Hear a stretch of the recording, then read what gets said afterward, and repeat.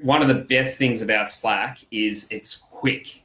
What does quick mean? Well, quick doesn't just mean upload time and speed to get files. What it means is turnaround. So you can instantly get a response from a colleague and you can immediately respond yourself.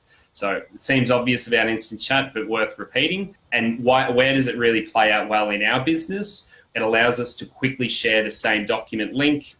We use Google Drive to collaborate on all our content and as our CMS as a business. This allows us to quickly get in the same Google Drive link.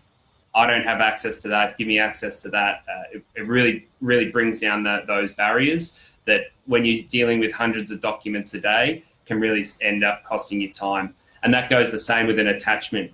I want to quickly send someone a little PNG snippet, send them a GIF, send them a little video. Attachments are seamless in Slack.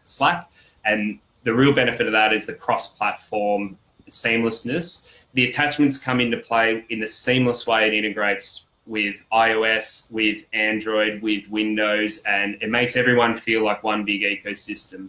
Forget your email threads and forget reply all.